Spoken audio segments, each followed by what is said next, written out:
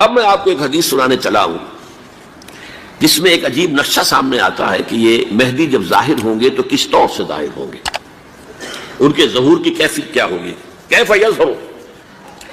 یہ روایت ہے حضرت ام سلمہ سے رضی اللہ تعالی عنہا، حضور کی زوجہ محترمہ ہیں، فرماتی ہیں ام سلمہ عن النبی صلی اللہ علیہ وسلم قال یکون اختلاف عند موت خلیفۃ، موت خلیفۃ، حضور نے فرمایا ایک خلیفہ کی موت پر اختلاف واقع ہو جائے گا، خانہ جنگی ہو جائے گی۔ فَيَخْرُجُ رَجُلٌ مِّنْ أَهْلِ الْمَدِينَةِ هَارِبًا إِلَىٰ مَكَّةَ، پھر مدینے کے لوگوں میں سے ایک شخص نکلے گا، بھاگے گا اور جا کر پناہ لے گا اور چھپ جائے گا مکے میں۔ فَيَأْتِيهِ نَاسٌ مِّنْ أَهْلِ مَكَّةِ، پھر اس کے پاس آئیں گے اہل مکہ، مکہ کے لوگ، فَيُخْرِجُونَهُ، اور اسے نکالیں گے، جہاں وہ چھپے ہوئے ہوں گے وہاں سے نکالیں گے۔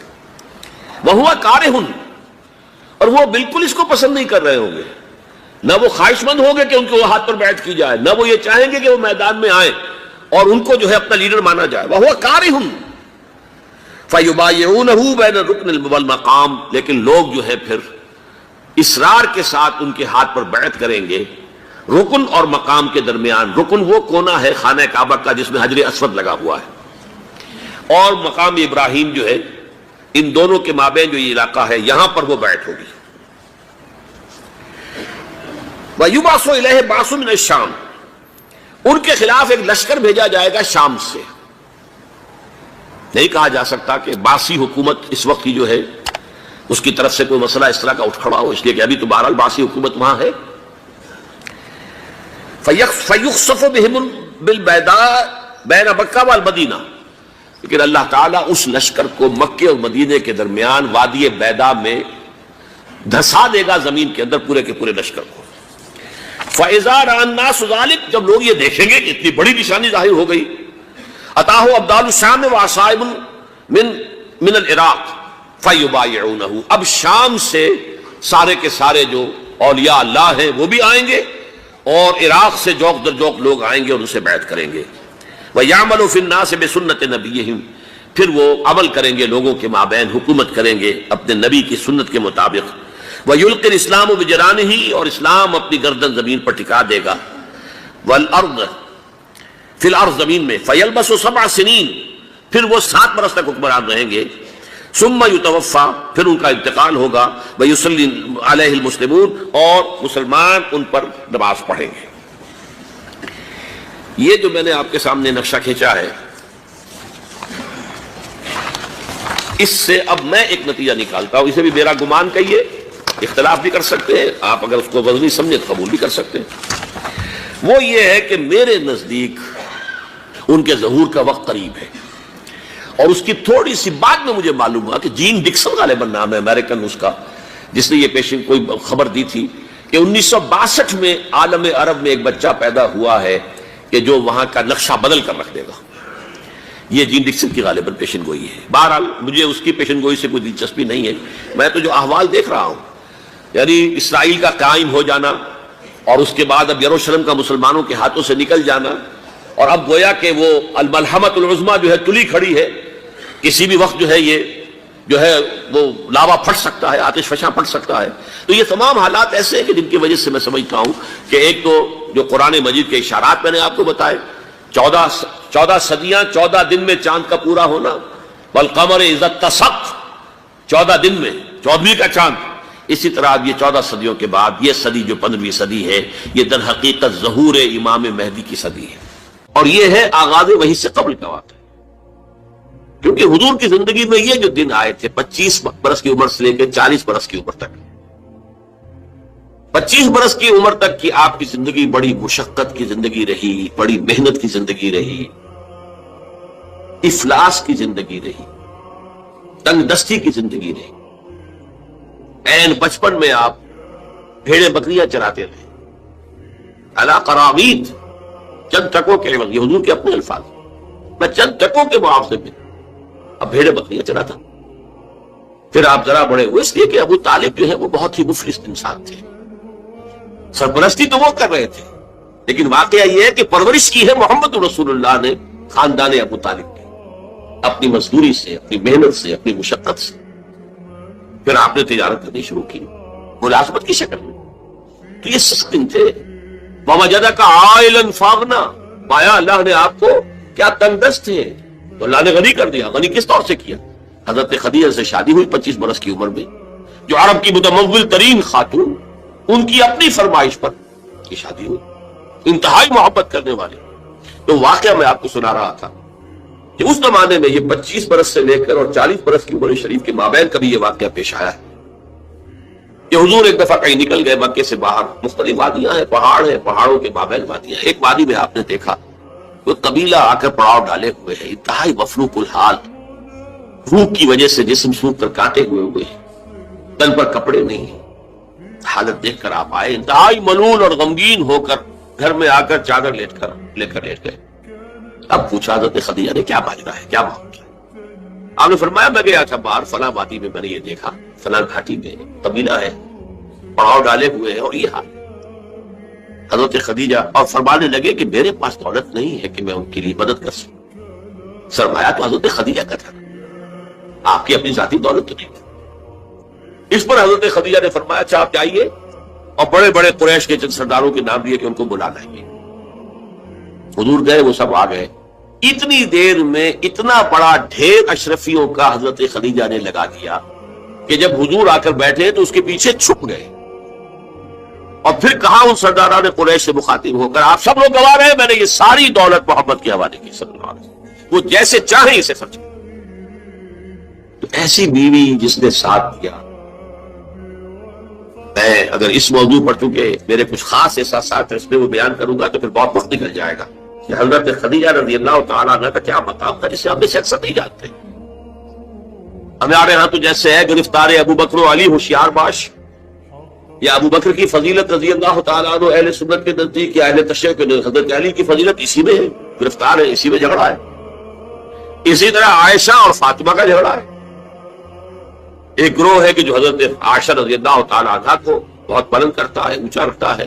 دوسرا گروہ ہے جو حضرت فاطمہ رضی اللہ تعالیٰ عنہ. لیکن یہ کہ حضرت خدیجہ الکبریٰ کا ذکر نہیں ملتا، بہت کم ملتا. بلکہ میں نے جب ابھی شاید 2-3 سال ہوئے جب میں گیا تھا ایران، اور وہاں کے اچھے مشاہدات میں سے تہران کے ایک یہ بھی تھا کہ انہوں نے خالص خواتین کی یونیورسٹی قائم کی. اس کا نام رکھا ہے جامعۃ الزہراء. حضرت فاطمہ رضی اللہ تعالی عنہ کے نام پر انہوں نے یونیورسٹی قائم کی. تو جب ایک ملاقات میں ان کا وہ ڈاپ کا سٹاف وغیرہ جمع تھا یونیورسٹی کا، میں نے کہا کاش آپ نے اس کا نام جامعۃ الخدیجہ الکبریٰ رکھا ہوتا. چونکہ میں نے کہا دیکھیے یہ سنیوں اور شیعوں کے مابین مدرسۃ العائشہ للبنات، یعنی جو بھی کوئی رکھے گا یہاں پہ مدرسہ بنائے گا سنیوں میں سے، خاص طور پر اہل حدیث جنہیں عرف عام میں وہابی کہتے ہیں، وہ حضرت عائشہ کے نام پر مدرسہ بنائیں گے. بچیوں کے لیے مدرسہ حضرت عائشہ کے نام، شیعہ ہوں گے تو حضرت فاطمہ زہرا کے نام پر.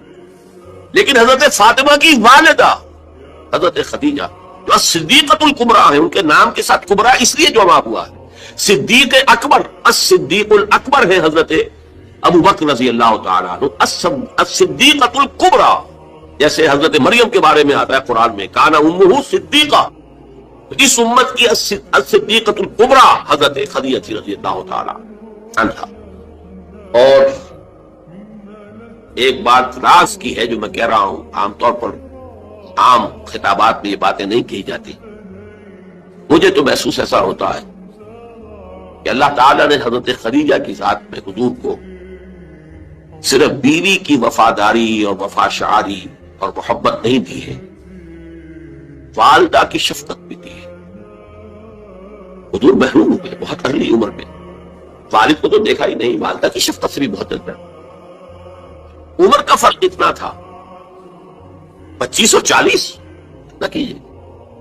اور آپ کو معلوم ہے میری نانی میرے بڑے ماموں سے 13 برس بڑی تھی. 13 برس میں ان کی ولادت ہو گئی تھی، اور عرب کا معاملہ تو اور گرم ماحول کا تھا. تو کیا 15 برس کی عمر میں حضرت خدیجہ کی اولاد نہیں ہو سکتی تھی؟ اگر وہ ہوتی تو کیا وہ حضرت عمر حضور کی ہم عمر نہ ہوتی؟ اس حوالے سے دیکھیے. چنانچہ ایک واقعہ میں آپ کو اور سنا دوں. ایک مرتبہ حضور صلی اللہ علیہ وسلم اسی طرح جو بھی نیا تجربہ تھا عالم ملکیت اور عالم بشریت کے درمیان اتصال کا، اور جس کی وجہ سے ایک خوف کی سی کیفیت، ایک تشویش کا سا انداز، تو حضرت خدیجہ نے ایک مرتبہ یہ کہا کہ اچھا اب جب وہ آئے، وہ فرشتہ ہے یا کیا ہے، وہ بدروح ہے یا کوئی واقعتاً فرشتہ ہے، جب بھی وہ آپ کو نظر آئے تو مجھے بتائیے۔ حضرت جبرائیل آئے، حضور نے فرمایا وہ آگے، آپ ذرا نوٹ کیجئے۔ حضرت خدیجہ نے اپنے بال کھول دیے، اپنی آغوش میں حضور کو لے لیا اور پوچھا کہ کیا اب بھی نظر آ رہا ہے؟ فرمایا نہیں۔ فرمایا یقیناً یہ فرشتہ ہے، کوئی بدروح نہیں ہے، فرشتہ ہے جس نے حیا کی ہے۔ اگر کوئی بدروح ہوتی تو لفظ ہوتی، وہ غائب نہ ہوتی۔ اب آپ اندازہ کیجئے عظمت فکر، سوچ کا، آپ کے فکر کا، شعور کی بلندی کا۔ بہرحال سن 10 نبوی کا تذکرہ کر رہا تھا، حضرت خدیجہ کا انتقال ہو گیا، ابو طالب کا انتقال ہو گیا، جو ایک پروٹیکشن، ٹرائبل زندگی میں پروٹیکشن، جیسے کہ آج ہی میں پڑھ رہا تھا کہ جو بھی پہلا ایک معاہدہ اوس و خزرج کے درمیان جو مسلمانوں نے یثرب کا اور پھر مہاجرین کو ساتھ شامل کر کے حضور نے کروایا تھا، اس میں یہ شک بھی تھی کہ اگر کوئی ایک مسلمان بھی کسی کو پناہ دے دے گا تو وہ سب کی طرف سے شمار۔ یہی معاملہ قبائل میں ہوتا تھا، قبیلے کا ایک فرد اگر کسی کو شخص کو پناہ دے دیتا ہے تو وہ پورے قبیلے کی طرف سے۔ اس حوالے سے خاندان بنو ہاشم کی سرداری تھی ابو طالب کے پاس، اور وہ پروٹیکشن دے رہے تھے محمد عربی صلی اللہ علیہ وسلم، اگرچہ ایمان نہیں لائے لیکن وہ ایک طبی محبت تھی، اور اس طبی محبت کی بنیاد پر انہوں نے خاندان بنو ہاشم کا سایہ کیا ہوا تھا حضور پر صلی اللہ علیہ وسلم۔ اب ظاہر بات ہے کہ اگر بقیہ دوسرے قبیلے جو تھے اس کے سردار وہ اگر کوئی اقدام کرتے حضور کے خلاف تو یہ گویا کہ بنو ہاشم کے خلاف اعلان جنگ ہو جاتا اور ان فائٹنگ شروع ہو جاتی، خانہ جنگی، سول وار مکے میں شروع ہو جاتی۔ یہ وجہ ہے کہ 10 برس تک اس اقدام کی جرت انہیں نہیں ہوئی، سفارتیں لاتے رہے، ابو طالب کے پاس سفارتیں آئیں، کبھی لالچ پیش کیا، آپ ان سے کہیے اگر انہیں دولت چاہیے تو ضرور سیم و زر کے ہم انبار لگا دیں کہ تک لگے، انہیں کوئی سیادت چاہیے تو ہم انہیں اپنا بادشاہ ماننے کو تیار ہے، اگرچہ ہمارا کوئی مزاج نہیں ہے کسی بادشاہ کو ماننے کا، ان کو مان لیں گے۔ اور اگر کہیں شادی کرنا چاہیں تو اشارہ کرتے ہیں قریش کے جس بڑے سے بڑے گھرانے میں کہیں گے آپ ان کی شادی کر دیں۔ یہ بھی تھی آفر جب حضور نے فرمایا تھا کہ چچا جان چاہے یہ میرے داہنے ہاتھ پر سورج اور بائیں پر چاند رکھتے تب بھی میں اپنے اس دعوت سے باز نہیں آ سکتا۔ ان کا مطالبہ یہ تھا کہ یہ دعوت ختم کر دیں، ہمارے معبودوں کو برا نہ کریں۔ جس کے ضمن میں پھر آخری جبکہ ابو طالب بستر مرگ پر تھے اس وقت جو آخری سفارت آئی ہے، اور انہوں نے آخری چیلنج کیا کہ ابو طالب اب بھی اگر تم باز نہیں آتے تو پھر ٹھیک ہے، ہمارا الٹیمیٹم ہے، آؤ میدان میں مقابلہ کرو یا روک لو اپنے بھتیجے کو۔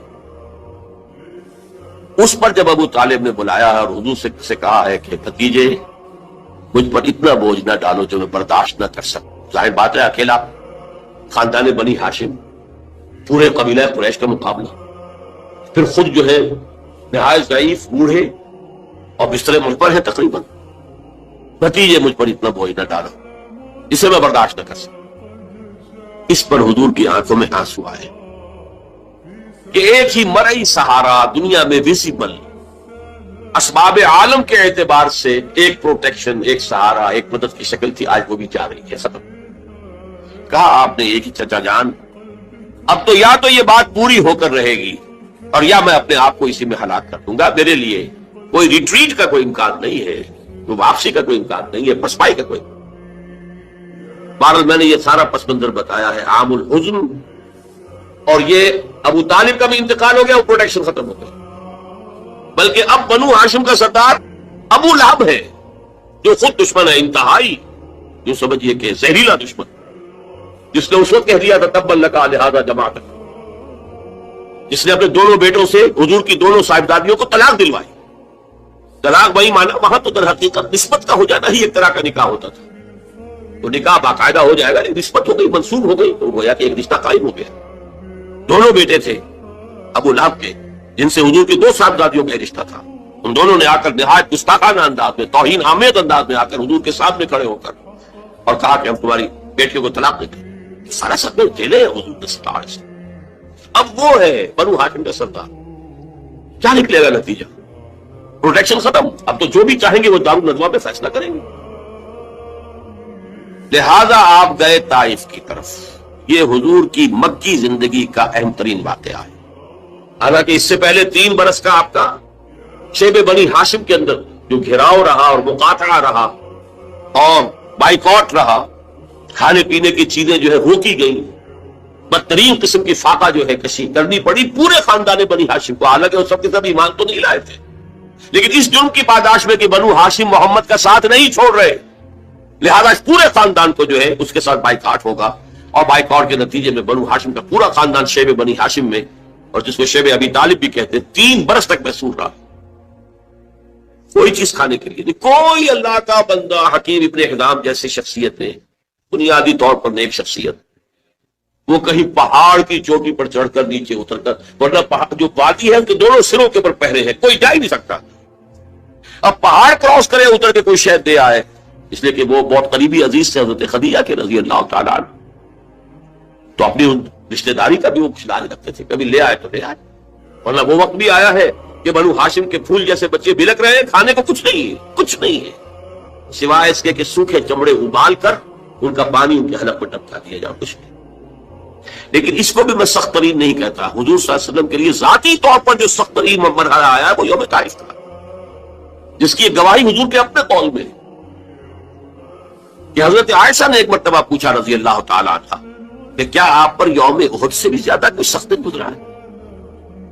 ان کے ہوش میں ظاہر بات ہے یوم احد حضور مجروح ہوئے، زخمی ہوئے، دندان مبارک شہید ہوئے، خون کا فوارہ چھوٹا، آپ پر بے ہوشی طاری ہوئی، آپ کی زبان مبارک سے ایک بددعا بھی نکل گئی. کیف یہدی اللہ قوما صدبوا وجہ نبیہم بالدم.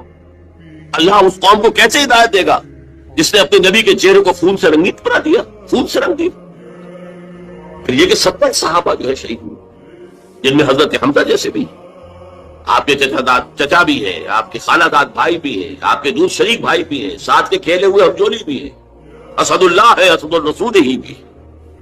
اور ان کی لاش آئی ہے کہ ناک کٹی ہوئی، کان کٹے ہوئے اور پیٹ چاک کر کے کلیجہ چبایا ہوا. تو سخت ترین دن حضرت عائشہ کے نزدیک یوم احد تھا. حضور نے فرمایا نہیں، مجھ پر سخت ترین دن یوم طائف تھا. آپ مکے سے مایوس ہو کر طائف گئے، اور نوٹ کیجئے یہ واحد موقع ہے جہاں نظر آتا ہے کہ حضرت ابو بکر بھی حضور کے ساتھ نہیں، ورنہ سائے کی طرح ساتھ رہنے والی شخصیت. صرف ایک ہے ساتھ، زید ابن حارثہ رضی اللہ تعالیٰ عنہ، جو منہ بولے بیٹے بھی قرار دے دیے گئے تھے، لیکن یہ کہ تھے تو غلام، آزاد کردہ غلام، مولا تھے حضور کے، وہ ساتھ ہے. صرف آپ نے عام راستہ اختیار نہیں کیا جو کہ آسان راستہ ہے، سیل کا راستہ. اب بھی ہے طائف کے 2 راستے، مکے سے طائف جائے 2 راستے، ایک طریق السیل کہلاتا ہے، ایک طریق الجبل کہلاتا ہے. پہاڑی راستہ جو ہے انتہائی دشوار گزار، انتہائی. آج بھی آپ جب چاہتے جائیں وہاں پر تو معلوم ہوتا ہے کیسی لوگوں نے سڑک بنائی ہے، یہ نہایت دشوار گزار. لیکن اب دوبارہ وہ بہت عمدہ سڑک بنی ہوئی ہے. حضور کے زمانے میں سڑک کہاں تھی؟ کس سختی کو جھیل کر اس طریق الجبل کو آپ نے اختیار کیا، اس لیے کہ عام آمد و رفت کا راستہ جہاں تھا وہاں تو خطرہ تھا کہ فوراً حملہ ہو جائے، کیونکہ غالباً دارالندوا میں یہ فیصلہ ہو چکا کہ اب قتل کر دو محمد کو، ختم ہوا، ابو طالب گیا. اب کوئی ہمیں اندیشہ نہیں ہے کہ کوئی ان فائٹنگ ہو جائے گی، کوئی جو ہے سول وار ہو جائے گی قریش میں. لہذا اس لیے آپ اوائڈ کر رہے ہیں اس راستے کو جس پر آمد و رفت عام ہے. وہ دشوار گزار راستے سے ہو کر طائف پہنچے، وہاں کے 3 سرداروں کے پاس جا کر اپنی دعوت پیش کی، اس امید میں کہ اگر ان میں سے کوئی ایک بھی دعوت قبول کر لے، مجھ پر ایمان لے آئے، تو میں یہاں منتقل ہو جاؤں، یہ میرا دارالہجرت بن جائے. حکمت خداوندی میں، مشیت ازلی میں یہ معاملہ جو ہے، یہ شرف پہلے سے طے تھا یثرب کے لیے، لیکن حضور کی اپنی غور و فکر، سوچ بچار، اس کے حوالے سے آپ طائف پہنچے. تینوں نے جو جواب دیے ہیں کلیجے سے پار ہونے والے جوابات. ایک جگہ فوراً روانہ ہو جاؤ یہاں سے، اس لیے کہ ہو سکتا ہے تم سچے ہو، واقعی رسول ہو، تو میں نے کوئی توہین کر دی تو میں مارا جاؤں گا، اور ہو سکتا ہے تم جھوٹے ہو تو جھوٹے کو میں وہ لگانا نہیں چاہتا، لہٰذا روانہ ہی ہو جاؤں. ایک جگہ تمہارے سوا کوئی ملا تھا اللہ کو رسول بنانے کے لیے، یہ جو قرآن مجید میں بھی آیت کوٹ ہوئی ہے من قریتین عظیم، یہ جو کوئی رجل ہوتا، کوئی شخص جو ان دو بستیوں میں بڑی عظمت والا ہوتا، دولت والا ہوتا، ولید ابن مغیرہ کی طرح اس کی جائیداد مکے میں بھی ہوتی، مدینے اور طائف میں بھی ہوتی، تو ایسا شخص نہیں ملا تھا اللہ کو کوئی نبی بنانے کے. تم جیسا یتیم مفلوق الحال جس کا اپنا کوئی سرمایہ تھا ہی نہیں، جس کے لیے سرمایہ بھی اگر کوئی تھا تو بیوی کا تھا، وہ اللہ نے چنا. بہرحال آپ ان سے مایوس ہو کر روانہ ہونے لگے تو اشارہ کر